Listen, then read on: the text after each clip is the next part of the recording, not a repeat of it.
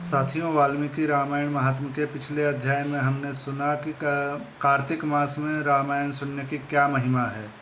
अब आज की कथा में नारद जी सनत कुमारों को माघ मास में रामायण कथा सुनने का महत्व बता रहे हैं। इसमें राजा सुमति और उनकी पत्नी सत्यवती के पूर्व जन्म का वृत्तांत है। कृपया यह कथा ध्यान से सुने और अपने आचरण में उतारें। श्रीमद् वाल्मीकि रामायण महात्म्य तृतीयोध्याय। माघ मास में रामायण का श्रवण का फल, राजा सुमति और सत्यवती के पूर्व जन्म का इतिहास। सनत कुमार उवाच। सनत कुमार ने पूछा, ब्रह्मर्षि नारद जी, आपने यह अद्भुत इतिहास सुनाया है, अब रामायण के महात्म्य का पुनः विस्तार पूर्वक वर्णन कीजिए। आपने कार्तिक मास में रामायण के श्रवण की महिमा बताई, अब कृपा पूर्वक दूसरे मास का महात्म्य बताइए। मुन्ने, आपके वचनामृत से किसको संतोष नहीं होगा। नारद उवाच। नारद जी ने कहा, महात्माओं, अब सब लोग निश्चय ही बड़े भाग्यशाली और कृतकृत्य हैं, इसमें संशय नहीं है, क्योंकि आप भक्ति भाव से भगवान श्री राम की महिमा सुनने के लिए उद्यत हुए हैं। ब्रह्म आदि मुनियों ने भगवान श्री राम के महात्म्य का श्रवण पुण्यात्मा पुरुषों के लिए परम दुर्लभ बताया है। महर्षियों, अब आप लोग एक विचित्र पुरातन इतिहास सुनिए, जो समस्त पापों का निवारण और संपूर्ण रोगों का विनाश करने वाला है। पूर्व काल की बात है। द्वापर में सुमति नाम से प्रसिद्ध एक राजा हो गए हैं। उनका जन्म चंद्रवंश में हुआ था। वे स्त्री संपन्न और सातों द्वीपों के एकमात्र सम्राट थे। उनका मन सदा धर्म में ही लगा रहता था। वे सत्यवादी तथा सब प्रकार की संपत्तियों से सुशोभित थे। सदा श्री राम कथा सेवन और श्री राम की ही समाराधना में संलग्न रहते थे। श्री राम की पूजा अर्चा में लगे रहने वाले भक्तों की वे सदा सेवा करते थे। उनमें अहंकार का नाम भी नहीं था। वे पूज्य पुरुषों के पूजने में तत्पर रहने वाले समदर्शी तथा सद्गुण संपन्न थे। राजा सुमति समस्त प्राणियों के हितैषी, शांत, कृतज्ञ और यशस्वी थे। उनकी परम सौभाग्यशालिनी पत्नी भी समस्त शुभ लक्षणों से सुशोभित थी। उसका नाम सत्यवती था। वह पतिव्रता थी। पति में ही उसके प्राण बसते थे। वे दोनों पति पत्नी सदा रामायण के ही पढ़ने और सुनने में संलग्न रहते थे। सदा अन्न का दान करते और प्रतिदिन जलदान में प्रवृत्त रहते थे। उन्होंने असंख्य पोखरों, बगीचों और बावड़ियों का निर्माण कराया था। महाभाग राजा सुमति भी सदा रामायण के ही अनुशीलन में लगे रहते थे। वे भक्तिभाव से भावित हो रामायण को ही बाँचते अथवा सुनते थे। इस प्रकार वे धर्मज्ञ नरेश सदा श्री राम की आराधना में ही तत्पर रहते थे। उनकी प्यारी पत्नी सत्यवती भी ऐसी ही थी। देवता भी उन दोनों दंपत्ति की सदा भूरी भूरी प्रशंसा करते थे।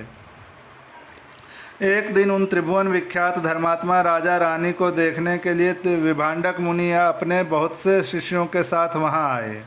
मुनिवर विभांडक को आया देख राजा सुमति को बड़ा सुख मिला।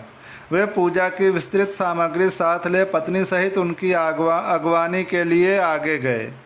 जब मुनि का अतिथि सत्कार संपन्न हो गया और वे शांत भाव से आसन पर विराजमान हो गए, उस समय अपने आसन पर बैठे हुए भूपाल ने मुनि से हाथ जोड़कर कहा, राजोवाच। राजा बोले, भगवान, आज आपके शुभागमन से मैं कृतार्थ हो गया, क्योंकि श्रेष्ठ पुरुष संतों के आगमन को सुखदायक बताकर उसकी प्रशंसा करते हैं। जहाँ महापुरुषों का प्रेम होता है, वहाँ सारी संपत्तियाँ अपने आप उपस्थित हो जाती हैं। वहाँ तेज, कीर्ति, धन और पुत्र सभी वस्तुएं उपलब्ध होती हैं। ऐसा विद्वान पुरुषों का कथन है। मुने, प्रभो, जहाँ संत महात्मा बड़ी भारी कृपा करते हैं, वहाँ प्रतिदिन कल्याणमय साधनों की वृद्धि होती है।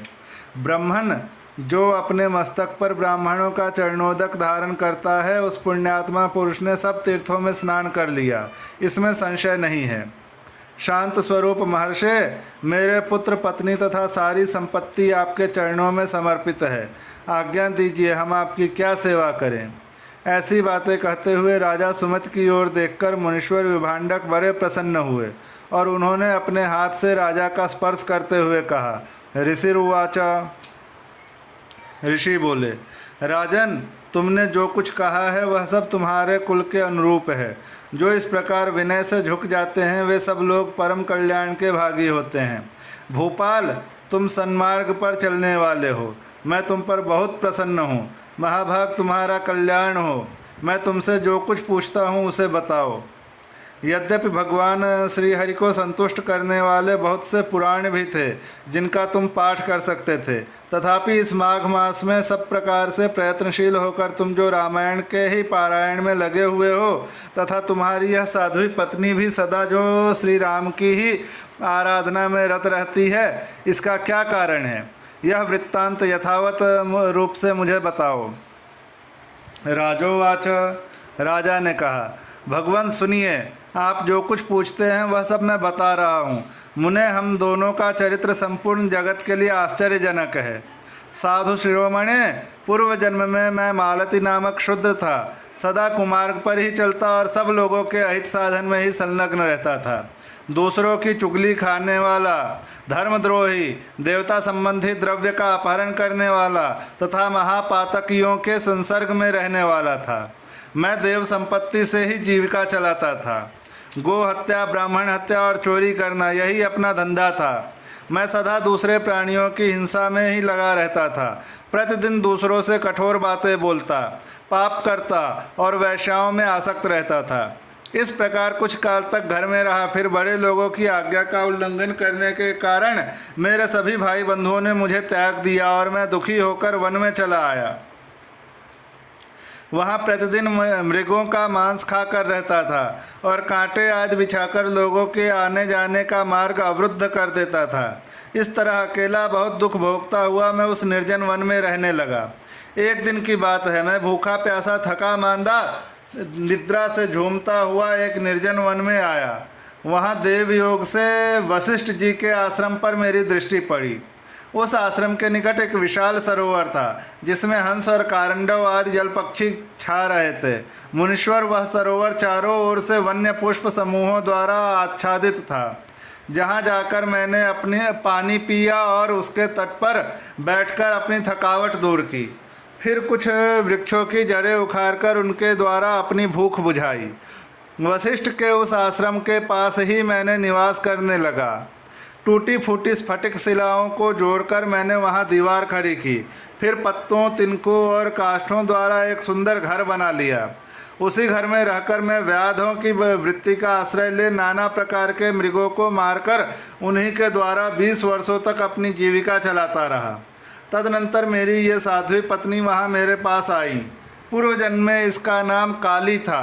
काली निषाद कुल की कन्या थी और विंध्य प्रदेश में उत्पन्न हुई थी। उसके भाई बंधुओं ने उसे त्याग दिया था। वह दुख से पीड़ित थी। उसका शरीर वृद्ध हो चला था। ब्राह्मण, वह भूख प्यास से शिथिल हो गई थी और इस सोच में पड़ी थी कि भोजन का कार्य कैसे चलेगा। दैव योग से घूमती घामती वह उसी निर्जन वन में आ पहुंची जिसमें मैं रहता था। गर्मी का महीना था। बाहर इसे धूप सता रही थी और भीतर मानसिक संताप अत्यंत पीड़ा दे रहा था। इस दुखनी नारी को देखकर मेरे मन में बड़ी दया आई। मैंने इसे पीने के लिए जल तथा खाने के लिए मांस और जंगली फल दिए। ब्राह्मण काली जब विश्राम कर चुकी तब मैंने उससे उसका यथावत वृत्तांत पूछा। महामुनि, मेरे पूछने पर उसने जो अपने जन्म कर्म निवेदन किए थे उन्हें बताता हूँ, सुनिए। उसका नाम काली था। वह निषाद कुल की कन्या थी। विद्वान, उसके पिता का नाम दाम्भिक या दाविक था। वह उसी की पुत्री थी और विंध्य पर्वत पर निवास करती थी। सदा दूसरों का धन चुराना और चुगली खाना ही उसका काम था। एक दिन उसने अपने पति की हत्या कर डाली, इसलिए भाई बंधुओं ने उसे घर से निकाल दिया। ब्राह्मण, इस तरह परित्यक्ता काली उस दुर्गम एवं निर्जन वन में मेरे पास आई थी। उसने अपनी सारी करतूतें मुझे इसी रूप में बताई थी। मुने, तब वशिष्ठ जी के उस पवित्र आश्रम के निकट मैं और काली दोनों पति पत्नी का संबंध स्वीकार करके रहने और मांसाहार से ही जीवन निर्वाह करने लगे। एक दिन हम दोनों जीविका के निमित्त कुछ उद्यम करने के लिए जब वहाँ वशिष्ठ जी के आश्रम पर गए। महात्मन, वहाँ देवर्षियों का समाज जुटा हुआ था। वही देखकर हम लोग उधर गए थे। वहाँ माघ मास में प्रतिदिन ब्राह्मण लोग रामायण का पाठ करते दिखाई देते थे। उस समय हम लोग निराहार थे और पुरुषार्थ करने में समर्थ होकर भी भूख प्यास से कष्ट पा रहे थे। अतः बिना इच्छा के ही वशिष्ठ जी के आश्रम पर चले गए थे। फिर लगातार 9 दिनों तक भक्तिपूर्वक रामायण की कथा सुनने के लिए हम दोनों वहाँ जाते रहे। मुने उसी समय हम दोनों की मृत्यु हो गई। हमारे उस कर्म से भगवान मधुसूदन का मन प्रसन्न हो गया था, अतः उन्होंने हमें ले आने के लिए दूत भेजे। वे दूत हम दोनों को विमान में बिठाकर भगवान के परम पद उत्तम धाम में ले गए। वहाँ हम दोनों देवाधिदेव चक्रपाणि के निकट जा पहुँचे। यहाँ जिस परम पद के से लौटने का वर्णन है वह ब्रह्मलोक से भिन्न कोई उत्तम लोक था, जहाँ भगवान मधुसूदन के सानिध्य तथा श्री राम के दर्शन सुख का अनुभव होता था। इसे साक्षात वैकुंठ या साकेत नहीं मानना चाहिए, क्योंकि वहाँ से पुनरावृत्ति नहीं होती है। अनिच्छा से कथा श्रवण करने के कारण उन्हें ऐसा लोक प्राप्त नहीं हुआ जहाँ से लौट कर न आना पड़े। वहाँ हमने जितने समय तक बड़े बड़े भोग भोगे थे वह बता रहे हैं, सुनिए। कोटि सहस्र और कोटि शत युगों तक श्री राम धाम में निवास करके हम लोग ब्रह्मलोक में आए। वहाँ भी उतने ही समय तक रहकर हम इंद्रलोक में आ गए। मुनिश्रेष्ठ इंद्रलोक में भी उतने ही काल तक परम उत्तम भोग भोगने के पश्चात हम क्रमशः इस पृथ्वी पर आए हैं। यहाँ भी रामायण के प्रसाद से हमें अतुल संपत्ति प्राप्त हुई है। मुने अनिच्छा से रामायण का श्रवण करने पर भी हमें ऐसा फल प्राप्त हुआ है। धर्मात्मन, यदि 9 दिनों तक भक्ति भाव से रामायण की अमृतमयी कथा सुनी जाए तो वह जन्म जरा और मृत्यु का नाश करने वाली होती है। विप्रवर, सुनिए। विवश होकर भी जो कर्म किया जाता है वह रामायण के प्रसाद से परम महान फल प्रदान करता है। नारद उवाच, नारद जी कहते हैं, यह सब सुनकर मुनीश्वर विभांडक राजा सुमति का अभिनंदन करके अपने तपोवन को चले गए। विप्रवरो, अतः आप लोग देवाधिदेव चक्रपाणि भगवान श्री हरि की कथा सुनिए। रामायण कथा कामधेनु के समान अभिष्ट फल देने वाली बताई गई है। माघ मास के शुक्ल पक्ष में प्रयत्न पूर्वक रामायण की नवाहन कथा सुननी चाहिए। वह संपूर्ण धर्मों का फल प्रदान करने वाली है। यह पवित्र आख्यान समस्त पापों का नाश करने वाला है। जो इसे बाँचता अथवा सुनता है वह भगवान श्री राम का भक्त होता है। इस प्रकार श्री स्कंद पुराण के उत्तर खंड में नारद सनत कुमार संवाद के अंतर्गत रामायण महात्म्य के प्रसंग में माघ मास में रामायण कथा श्रवण करने का फल का वर्णन नामक तीसरा अध्याय पूरा हुआ।